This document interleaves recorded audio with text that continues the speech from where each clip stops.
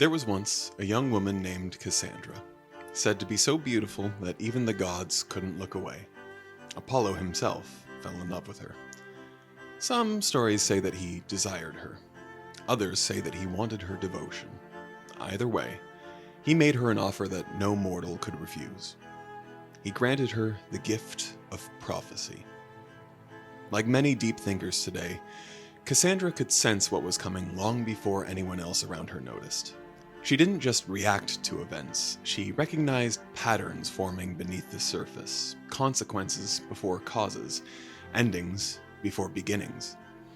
She saw disasters before they unfolded, betrayals hidden behind smiles, then predicted the fall of an entire civilization while its leaders laughed at her and called her insane. But Cassandra refused Apollo, and gods do not take rejection lightly. Unable to take back the gift he had already given her, Apollo twisted it instead. He cursed Cassandra so that always she would see the future and tell everyone about it, but no one would ever believe her. Her visions would be perfect, but her warnings would always be ignored. She would watch reality march towards catastrophe, knowing there was nothing she could do about it but get lost in her deepest, darkest thoughts. To know more than others can often feel like a blessing and a curse, a gift and a burden. You notice patterns that others overlook. You recognize problems long before they're acknowledged.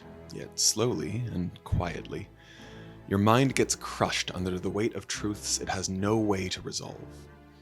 Are all deep thinkers doomed to Cassandra's fate? Or is there a way to defeat the god Apollo and learn to carry that awareness without letting it destroy you? This is the depressing psychology of deep thinkers.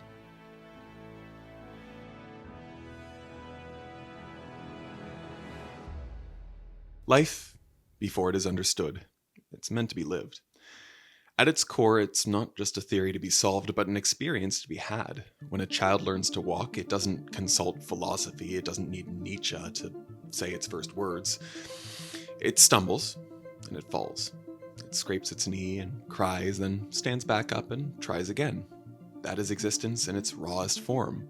Trial, error, and then motion. But as we grow older, something in us changes. Experience alone no longer feels sufficient. Awareness begins to look like the answer. If you want good grades, well, you have to study. If you pause before you speak, you communicate more clearly. If you plan ahead, you avoid mistakes. Slowly, thinking starts to feel like a shortcut, a cheat code for life itself. And for a while, everything's gravy. Preparation brings success. Insight brings control. Awareness sharpens the world into something that's easier to navigate. But eventually, you cross a threshold. A point where thinking no longer supports experience and begins to replace it entirely. Friedrich Nietzsche once suggested that profound pain creates depth. Like the child learning to walk, each fall teaches the value of balance. Each mistake carries information that no amount of abstraction or thinking could replace. Some lessons cannot be reasoned into existence. They must be felt through experience.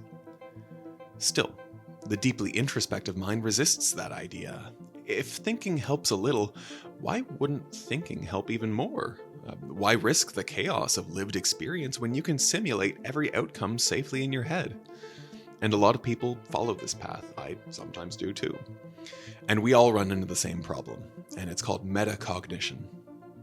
Quote, "A person who thinks all the time has nothing to think about except thoughts, so he loses touch with reality and lives in a world of illusions." End quote. That was Alan Watts. At first, thinking does feel like an upgrade. You're no longer just thinking, you're thinking about your thinking, observing yourself observing, watching patterns as they form, and it creates this heady rush of clarity, a sense of intellectual elevation. Like Cassandra, seeing the future while others remain asleep. But it has a cost. And there are two kinds of thinking. There's reflection and rumination. Reflection moves towards a resolution, while rumination loops without an end goal. Unfortunately, most deep thinkers end up in rumination, and I know I'm guilty of that a lot too. They think about why they think about the way they think, dissecting the origin of every thought, every feeling, every impulse, tracing every emotion back to its psychological root. And at first it feels liberating, but eventually, seeing the future without being able to actually do anything about it becomes a trap, because there is no satisfying resolution and it's just a constant stream of sadness. So imagine someone who spent their entire childhood being obedient. When they finally break free of that mold, they naturally turn inward, examining every habit and tendency.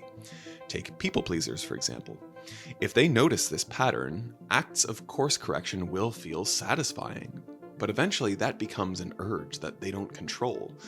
An awkward moment spent holding the door open for just a second too long for a stranger might ruin their night with constant replays of why they shouldn't have or what they could have changed. And here's the thing about awareness. It becomes dangerously harmful when there's no off switch. The mind develops its own second layer that watches the first layer, and eventually it's in an endless loop where neither layer rests. And that's how you're up at night, replaying every awkward silence or every social faux pas. This behavior is also called recursive thinking, and it explains why self-awareness tends to spiral instead of becoming a road to self-stabilization.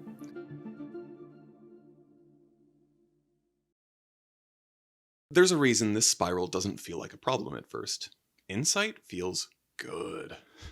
When the mind finally connects scattered pieces of information, there is a quiet surge of relief, an aha moment.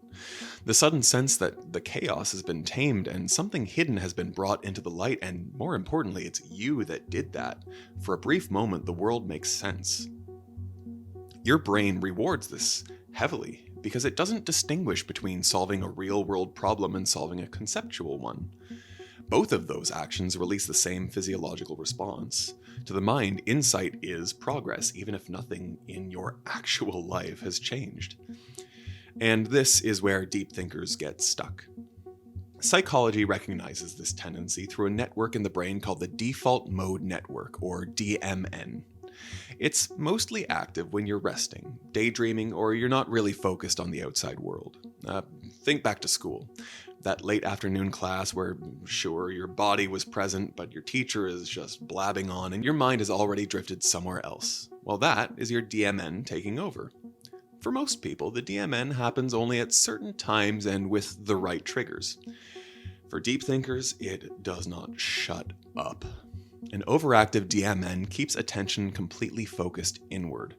You start experiencing psychological threats even when there is no physical danger. You feel anxious without knowing why, sad without a clear cause. You're on edge in moments that are completely neutral. Evolutionarily, this system, it made sense. It's there for a reason, after all. After a close call, reflection helps us survive and avoid situations just like that. If our ancestors weren't able to learn from our mistakes, well, I can probably venture that we wouldn't be here discussing this. But the modern mind has turned this survival mechanism into a self-sustaining loop, and at the center of that loop is insight. Each realization feels like you're getting closer to peace, closer to clarity, closer to finally understanding yourself well enough to rest. But if you're watching this, odds are you know this as well, that rest never comes. The next question arrives, another pattern emerges, and another layer reveals itself. Like a crow obsessively solving puzzles for treats, the mind keeps chasing that reward of insight, and there's nothing left to gain after a certain point. You can spend years dissecting your childhood, your attachment style, your trauma, your thought patterns. You can map your entire inner world with stunning precision, and still, odds are you will have taken no meaningful steps forward. This is the quiet danger of insight addiction. Thinking becomes a substitute for action. Understanding replaces movement. The mind convinces itself that it's working hard while everything else remains on hold. In the palm of your hand, right now, is access to more self-help content than you could ever consume in 1,000 lifetimes. All of them, with different theories and explanations as to why you're the way you are and how you can become who you want to be. I'll come clean. Even on this channel, we often reflect on why our minds form certain thoughts. Some of you might have complicated childhoods filled with buried memories. memories that likely ignited your journey into philosophy, leading you to explore the why of everything. As if at some point, the human condition will make enough sense for your mind to finally quiet down and rest. I'll let you know when that happens for me. It's not going to. The unspoken truth is that asking often creates the same roadblock preventing you from doing. In questioning the walls surrounding you, you're building yourself a prison. For deep thinkers, the present moment becomes secondary to their overly excited imagination. The worst part is that the mind, well, it's technically not wrong. Awkward moments really are tricky. They require thought. But that doesn't mean that they are worthy of hijacking your every waking moment. Spare yourself the pain. It's even fair to say that in those moments, you're really not thinking deeply. Instead, it's your DMN refusing to disengage. Most people naturally filter out irrelevant information. It's what helps them reach a specific kind of moment, the one where life feels like you're a butterfly flapping its wings, feeling every beat of tension in the air. It's the flow state, and if you've ever been there, it's beautiful. If there's one downside to the endless pondering of an overactive mind, it's you lose the ability to enter this flow state. Flow isn't just about focus, it's temporary ego death.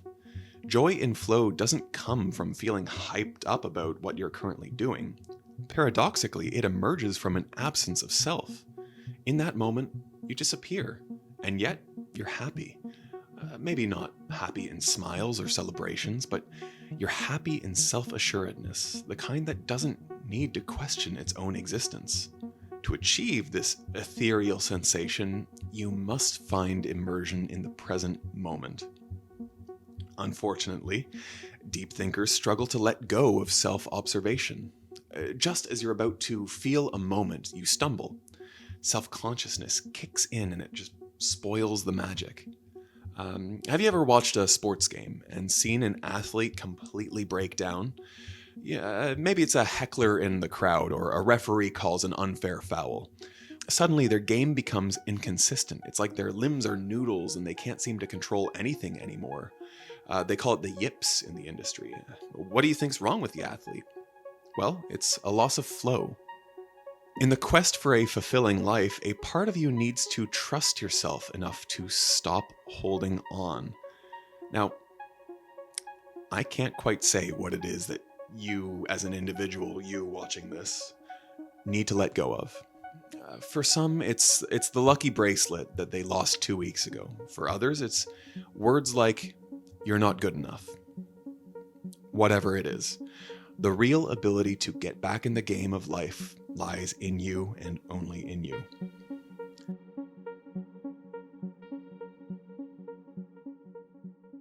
To understand a deep thinker, we don't need to look at their intelligence. Instead, let's take a peek at their first world. You see, this mindset rarely begins as a choice, but rather as an adaptation. It originates as a brilliant, desperate strategy forged in a childhood where the ground was always shaky. Parents of introspective types were likely always in a mood. Well, not only that, their temperaments were the kind that could suddenly change like the weather in a random English town.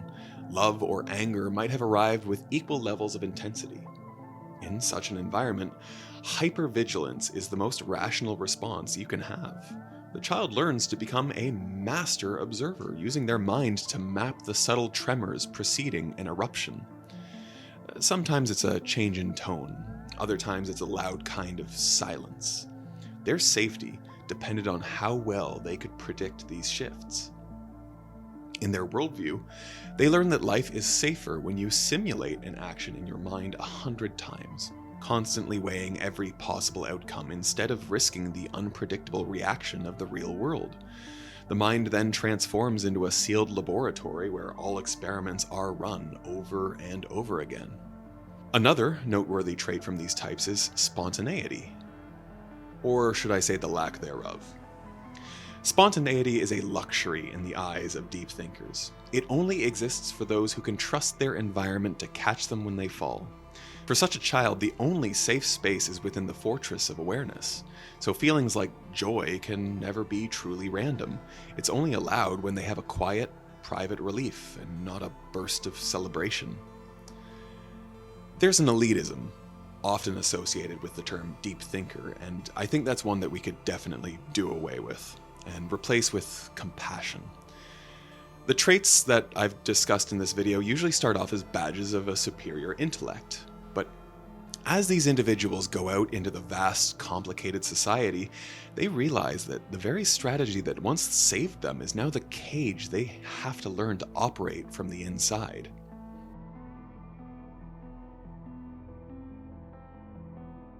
To a decisive person, being wrong is only a minor setback, but as a deep thinker, it is more like existential despair. When you regularly provide nuanced insights, a single misstep doesn't just mean you got a fact wrong, it's more like your entire source of validation is wrong. Once shaken, it threatens to unravel your entire sense of credibility. If your value is solely the one who sees what others miss, then a public error is catastrophic. Like Cassandra, your worst fear is being called insane. And there is a second layer to this sentiment. When your identity is fused with the insight you can provide, speaking becomes a dangerous engagement. Your thoughts can't freely exist, and that makes you a much more wooden individual. When you've carefully constructed yourself around observation and understanding, the idea of having your thoughts ridiculed can keep you frozen away from any kind of authentic life. It's why criticism, even in passing, feels violently personal. As an ultimate consequence, the fear of being wrong isn't vanity. It's just a terrified mind constantly observing itself for flaws.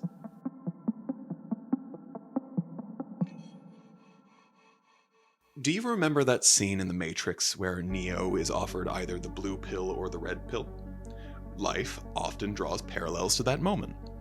In our modern world, the red pill is championed as an insight into the true nature of reality. It's seeing the code of the Matrix. As a deep thinker, life's illusions are dispelled. You learn everything about everything, the 48 laws of power, how to win friends and influence people. It's like your mind notices hidden strings of power dynamics, marketing psychology, and cognitive biases. Given such knowledge, the red pill, well, seems like a no-brainer. After all, you've truly opened your eyes and seen the world for what it really is. Romance, well, that's just a series of hormonal transactions and attachment patterns. A career morphs into a ladder of incentives and status signals. You become a spectator, narrating your own anxieties with clinical terms as you feel them. This is where most modern deep thinkers get stuck. Analysis paralysis rapidly creeps in, teaching your brain that it's safer to analyze the game than to play it. If you only took the red pill to spend a lifetime pointing out flaws in the code, you were probably better off without it. Sociologist Max Weber called this disenchantment, that moment when explanation replaces wonder and the world starts to feel hollow. Here's what people often forget about the Matrix when they make the comparison between the blue pill and the red pill. Neo's purpose wasn't just to see the code around him. The movie didn't end when he started to see the code. His real lesson was about reintegrating the self within the code. So, like Neo, us deep thinkers, we have a task. We have to become the one. But how did Neo know he was the one? By committing a ridiculous act of bravery in the face of undefiable logic. He put his hand out and he stopped bullets in midair. It was an act of pure, unmediated self-belief within that system. In our reality, becoming the one is when you can walk through a crowded street without seeing the code at all. There's a profound joy in re-immersing yourself in the human experience while wielding the power to bend the rules. It's when you can feel love as magic again, even when you're aware of the biology that is driving it. Unfortunately, for deep thinkers, this burden doesn't stop in their minds alone. They also happen to emotionally simulate other people's problems. How this plays out is not a choice that's being made, it's more like a compulsion. So when a regular person might see a rude cashier, they'll come up with unnecessarily deep backstories like, that cashier has a second job or a sick parent. And just from these assumptions, they simulate emotions like stress, exhaustion, and despair. In a way, it even makes introspective individuals lose a fundamental edge that we need for survival. When someone cuts you off in traffic, they aren't a jerk anymore, and that can be dangerous, especially if the wrong person gets wind of what's going on. While hate is never something worth encouraging, it's also harmful to live in a constant state of understanding. Hate requires simplicity, while understanding breeds complexity. You don't need everyone around you to be complex. That burden ruins your mind in ways you never really get to perceive until it's too late. You see, there's an ambient pain that exists when empathy stretches too thin. It becomes harder to consume news, art, or even casual conversations without carrying some emotional residue. A funny video of an awkward dog can quickly turn into sad thoughts about how the dog can't make friends. Jesus. I've been there. A documentary isn't just informative anymore, it becomes an immersive, draining experience, especially in those demanding times. There's always a cause to speak for, a donation to make. You might lose sleep for not donating $1, even when you genuinely don't have much to give. It's a solemn existence where the world's pain has no off switch for you. While other people possess the ability to compartmentalize, the deep thinker's empathy bleeds through the walls. It's not like you don't have any boundaries, it's more like you feel guilty for establishing them in the first place. Setting boundaries feels like a moral failure. Telling people no might not be a simple one-sided experience. Remember that tendency to simulate emotions in other people? Well, that kicks in. So every hypothetical no creates a version of the other person's disappointment in your head, with you accepting it as reality. Ironically, the depth of feeling so much creates isolation. All this empathy doesn't bring you closer to anyone. In fact, when you express nuanced, sympathetic reasons behind a harmful person's actions, you might sound like you're excusing bad behavior. On top of that, as a person who generates endless compassion for other people's inner worlds, you most likely have none left to spare for yourself. Your own needs might seem simple, trivial, or selfish, next to the vast structures of simulated suffering around you. You become an emotional lighthouse, dutifully guiding others while standing alone in the cold yourself. So, what does it mean if that sounds like you? It certainly doesn't mean that you should flip the switch and become awful to the world. I don't think anyone has arrived at that conclusion, but if you have, that's not it. It's important to dig deeper into what your behavior truly implies. Sometimes self-awareness isn't what it sounds like. It's more like a cop-out. That uncomfortable surveillance is rooted in a lack of trust, and let's explore how that manifests.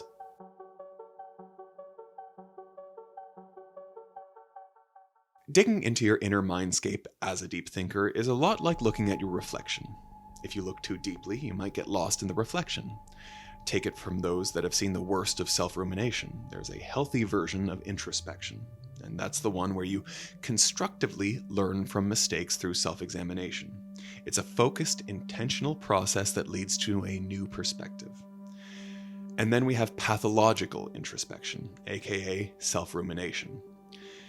This dark version of introspection starts off authentic. Imagine a panopticon, those prisons where guards are able to observe all inmates from a central guard tower. Your mind is a lot like that when you're in self-surveillance mode. The ease of access to every part of yourself automatically makes you feel like peaking is productive. You don't have experiences anymore, you only watch yourself having the experiences. And this causes something deep within you to split, fracturing your mind into the actor and the critic. Choosing an outfit, expressing an opinion, cracking a joke, it all starts to feel like a scene taking place under the cold fluorescent lights of self-commentary. Emotions also take a back seat. This level of change is dangerous for your mental health. Grief, joy, anger, none of these flow anymore. And for the longest time, you feel either numb or confused. It's not like you're not aware of what you're feeling. When something sad happens, your mind tags it as sadness and then files it into a library of documented feelings. Yet, they will sit there, unaddressed. For a healthier mind, when you're sad, you just let yourself feel sad. But to the self-surveilling mind, it's all explained away. If you miss out on a job, you chuck it away as, I feel bad because I won't be able to afford rent. And that is A genuinely awful situation, by the way. Yet instead of going through the motions of panic or a search for comfort, you coldly compartmentalize while looking for alternative solutions. Sure, you got the diagnosis right, but the cure of pure unmediated feeling remains missed.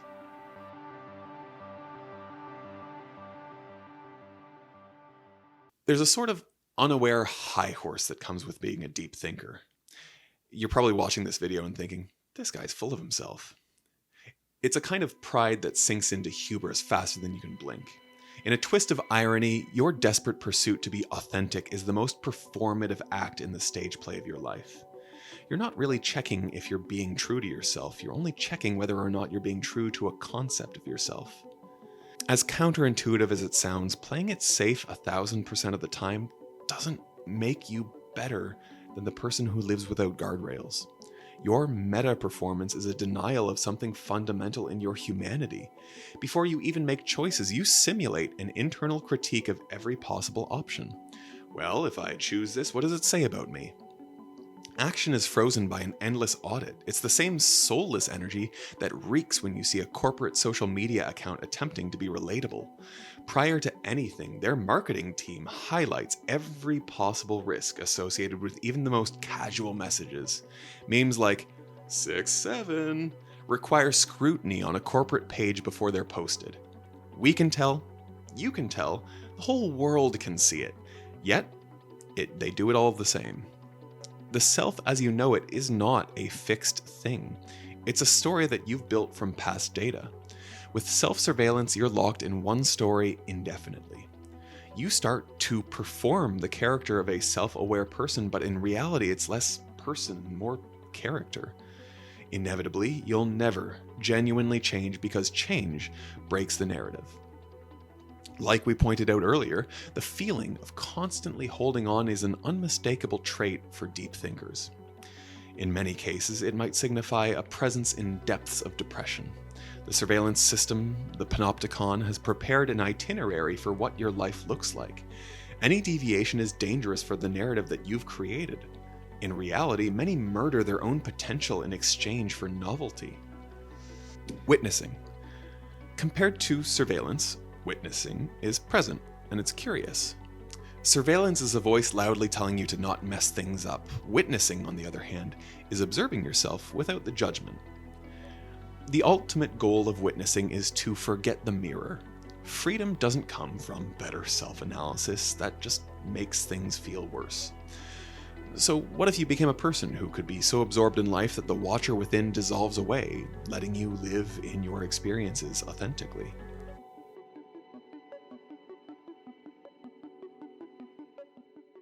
Loneliness is a familiar feeling that creeps in stealthily, hijacking a mind exploring its own depths.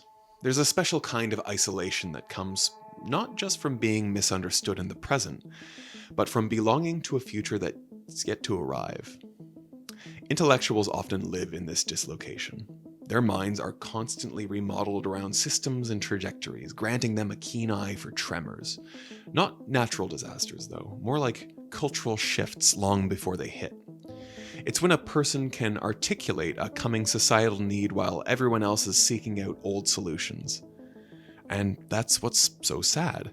First you're mocked, then you're ignored, and finally you're copied. It's a feeling of whiplash that creates a profound distrust for yourself. In future instances, you become more wary about sharing what you see.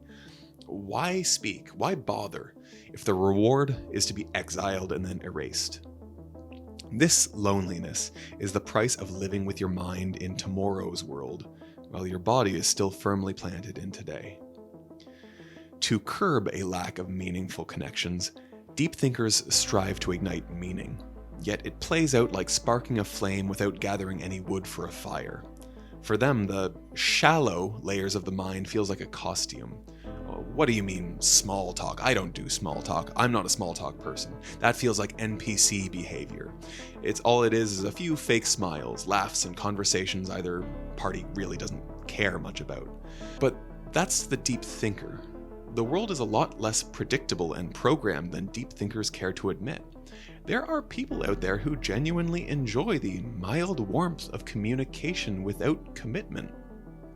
There's a beautifully intimate level of tact in the mundane. To see another human being and say, "I see you," without needing to unravel their soul. Think of a provider, like a father who constantly engages with the needs of everyone around him. The pressure might be so bad he doesn't feel like a real person anymore, only a tool for everyone else's needs. He might not reject the burden, instead he sees it as a duty. When such a person is met with a random conversation about sports or the weather, there's a level of gratitude that he would appreciate. It's not talking about his problems, but there's still value in the ordinary, to be reminded that the world's simplicity hasn't abandoned him for the sake of his duties. Small talk, in such cases, is a reminder that he too is just another person moving through life's motions. This is what the deep thinker struggles to grasp instinctively. Their compulsion for meaning makes them poor students of the gentle, connective art. It's not that they only prefer deep conversations. Their minds are more primed for deep or drain. Shallow conversations drain them because they can't access the simpler forms of connection. Meanwhile, truly deep conversations are rare. This results in a haunting feeling where they are constantly out of sync. Sociologists point out that small talk isn't about information, it's about synchronization. It's a way for humans to signal safety before chasing depth. It's not that deep thinkers are alone, it's that they're rarely ever met. So with this perspective, it's become a lot clearer that introspective individuals are clashing with the isolation. The "people don't get me" narrative fizzles out when there's a misalignment with fundamental forms of human connection.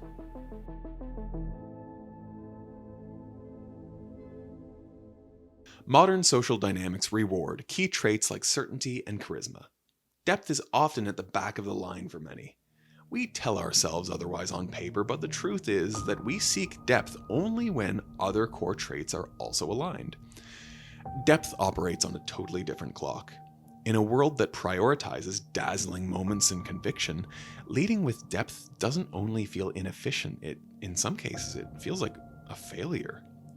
Let's take a look at work meetings, for instance. In these, the decisive, shallow thinker has a higher tendency to speak first compared to a deep thinker. They offer clean and surefire solutions, cut costs, boost morale, and that gives the group momentum.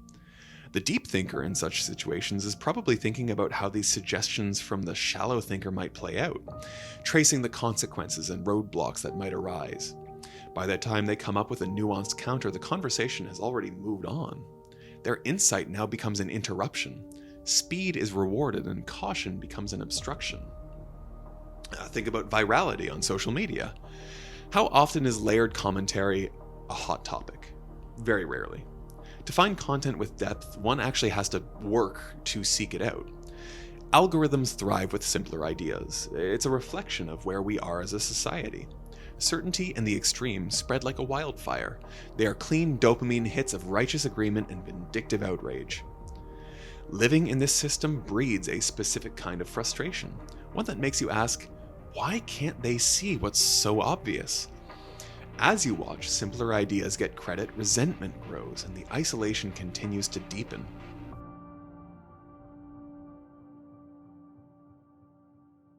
Everything described so far in this video carries an inevitable consequence: depression. Not as a dramatic collapse, but as exhaustion. The quiet shutdown that follows a mind forced to run at full capacity without rest. A deep thinker's sudden depression is rarely a sudden storm. It arrives slowly. A gray tide of mental fatigue disguised as maturity, intelligence, or even self-control. You don't feel broken, you feel worn thin. Constant awareness is the first culprit. A 360-degree surveillance of life's hidden code. The brain is never in simple perception. It's always decoding, translating, extracting meaning, and once this becomes a habit, there is no off switch. Many computer scientists describe the brain as a supercomputer. Now, imagine one capable of hyper-realistic simulations running non-stop round the clock, not only processing reality, but interrogating it in real time. Now ask yourself, does this actually matter? Does this mean something? Is this important? Well, eventually, that computer is going to overheat.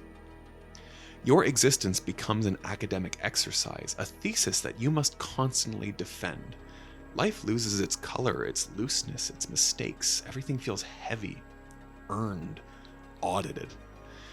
Add the emotional labor of excessive empathy and the system just begins to collapse further.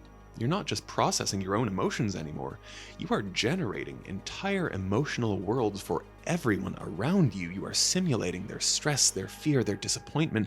The human mind was never built for this kind of multiplex processing. Depression doesn't always look like sadness. Clinically, it often shows up as numbness, an inability to feel pleasure, a dull mental fatigue that's easy to dismiss. Many believe depression requires a grand cause, a tragedy, a loss, but life's fatigue is wholly underestimated. And when you tell yourself you have no right to feel this way, well, that's when the guilt sets in. That guilt pushes you deeper into the very habits that cause the collapse. You become more aware of yourself. You analyze yourself more self-monitoring. So, where do you go from here?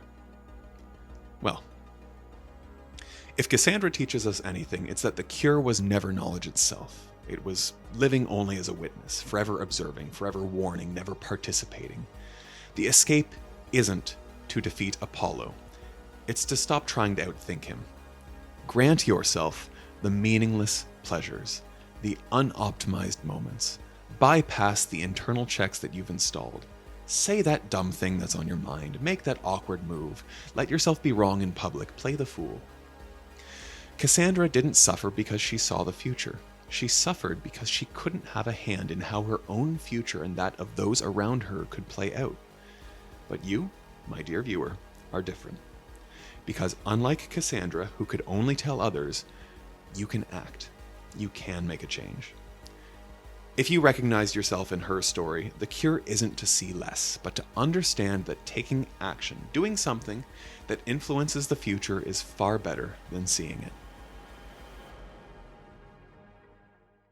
You see, the truth is that being a deep thinker is both a blessing and a curse. On the one hand, it can be lonely to spend so much time in our own thoughts. But on the other, the ability to sit with those thoughts for hours without getting bored or tired is a genuine superpower, especially in a world full of endless distractions. The key is finding a productive way to harness that power. And for me, that means using that thinking time to actually learn something new, to challenge myself, grow, and just in general become a much better version of myself than I thought was possible. One of the best ways that I've found to do that is through Brilliant, the sponsor of today's episode. Brilliant is one of the most effective ways to learn online, and it turns deep thinking from something that feels isolating into something that's genuinely exciting and productive. Instead of passive lectures or endless videos, Brilliant teaches through active problem solving. It's a learning method research consistently shows leads to deeper understanding. You are constantly engaging, testing ideas, and having those moments where things finally click, you know? The platform strikes a great balance between interactive problems, motivating challenges, and just the right amount of encouragement to keep you going. Brilliant also personalizes your learning. It starts you at the right level based on what you already know, and then lets you progress at your own pace. That's a big reason that we've partnered with Brilliant on this channel. For years, we have actually been using it, and it genuinely works. I used to think that I wasn't a math person, but Brilliant completely changed that for me. It made me realize that most people aren't actually bad at math, they may have just been taught poorly. I've had countless aha moments that finally unlocked concepts that I've struggled with for years. And it's not just math. Brilliant also covers computer science, logic, and even AI, breaking down complex ideas into something surprisingly intuitive. And hey, with the new year here, this is honestly one of the best times to start. I'm sure you've had plans to build better habits, pick up a new skill, or just use your time more intentionally. And Brilliant fits perfectly into that mindset.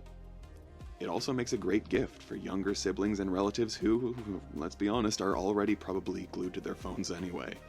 Instead of mindless scrolling, Brilliant gives them something challenging. It's interactive and it's genuinely educational, and that's something that they can do with their phones instead.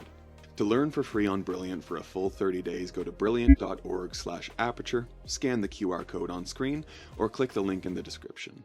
You also get 20% off an annual premium subscription, which gives you unlimited daily access to everything on Brilliant. Now back to our story.